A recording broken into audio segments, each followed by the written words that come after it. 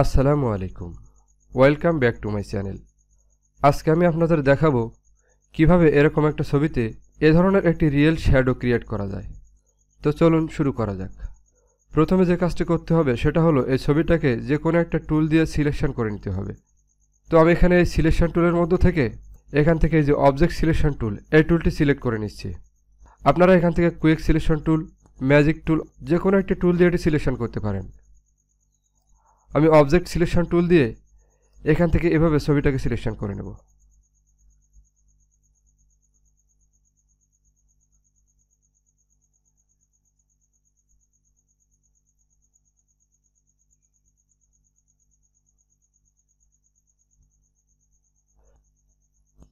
তো দেখুন এখানে সামান্য একটু বাদ পড়ে গিয়েছে।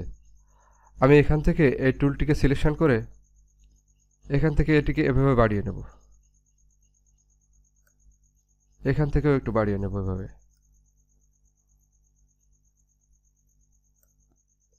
আমি এখন কিবোর্ড থেকে Ctrl+J প্রেস করে এই সিলেকশনকৃত ছবিটির একটি কপি করে নেব। দেখুন এই লেয়ার বক্সে সিলেকশনকৃত অংশটির একটি নতুন লেয়ার তৈরি হয়েছে।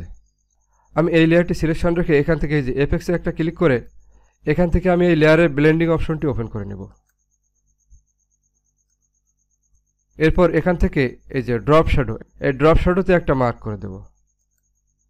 দেখুন এখানে মার্ক করার সাথে সাথে এই ছবির সাইড দিয়ে কিন্তু একটা শ্যাডো ক্রিয়েট হয়েছে।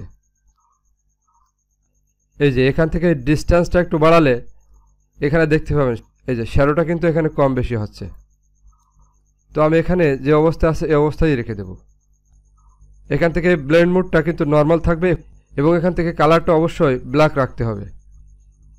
এখানে আর অন্য সেটিংসগুলো যেভাবে আছে এভাবে রেখেই আমি এখান থেকে ওকে করে দেব। এখন এই লেয়ার বক্সে দেখুন এখানে ড্রপ শ্যাডোর একটা ইফেক্ট ক্রিয়েট হয়েছে। আমি এখন এখানে মাউসের রাইট বাটন ক্লিক করে এখান থেকে এই যে ক্রিয়েট লেয়ার, এই ক্রিয়েট লেয়ার অপশনে একটা ক্লিক করব। এরপর এখান থেকে ওকে করে দেব। এখন দেখুন এখানে যে ড্রপ শ্যাডোর ইফেক্ট ছিল সেটা কিন্তু একটা লেয়ারে পরিণত হয়েছে। এখন আমি এখান থেকে এই লেয়ারটিকে সিলেকশন করব। এরপর এখান থেকে এই যে এডিট অপশনে গিয়ে এখানে দেখুন এই যে পার্সপেক্টিভ ওয়ার্প, আমি এই অপশনে একটা ক্লিক করে দেব। দেখুন মাউস কার্সরটি এখন পার্সপেক্টিভ ওয়ার্প টুলের একটা চিহ্ন ধারণ করছে এবং এই লেয়ার বক্সে দেখুন এখানে কিন্তু শ্যাডো লেয়ারটি সিলেকশন করা আছে। আমি এখন এই টুল দিয়ে এই পিছনের শ্যাডোটি 3টি অংশে ভাগ করে সিলেকশন করব। তো প্রথমে আমি এখান থেকে সিলেকশনটা করছি। দেখুন প্রথম অংশটি আমি এতটুকু রাখলাম। এরপর এখান থেকে আমি দ্বিতীয় অংশটুকু সিলেকশন করব। এভাবে ধরে এভাবে সিলেকশন করে দিলাম। এরপর নিচের এই অংশটুকু আমি এখান থেকে ধরে আরেকটি অংশ সিলেকশন করব। এরপর এখানে দেখুন এই যে এখানে দুইটি অপশন আছে, একটা হলো লেআউট এবং একটা হলো ওয়ার্প।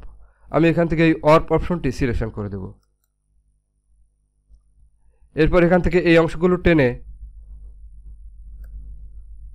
এভাবে শ্যাডোটি বাড়িয়ে নিয়ে আসব।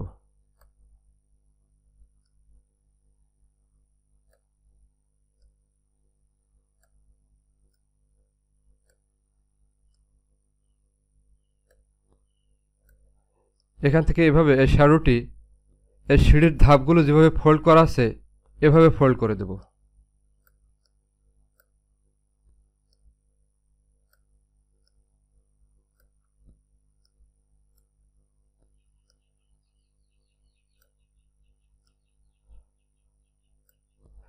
আমি এই অবস্থায় রেখে কিবোর্ড থেকে এন্টার প্রেস করব।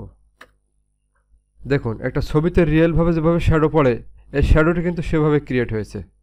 এখন আমি এখান থেকে যে অপাসিটি থেকে এর অপাসিটিটা একটু কমিয়ে দেব।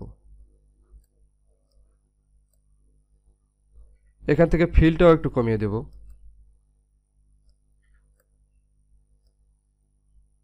তো এরকম থাকলে চলবে। আপনি এটাকে আরও একটু রিয়েল করার জন্য এখান থেকে এই ফিল্টারে গিয়ে এখান থেকে যে ব্লার অপশন থেকে এখান থেকে আপনি ব্লারটাও একটু কম বেশি করে নিতে পারেন। এই অবস্থায় রেখে আমি এখান থেকে ওকে করে দিচ্ছি। তো দেখুন বন্ধুরা কত সহজে আমি একটা রিয়েল শ্যাডো ক্রিয়েট করে নিলাম।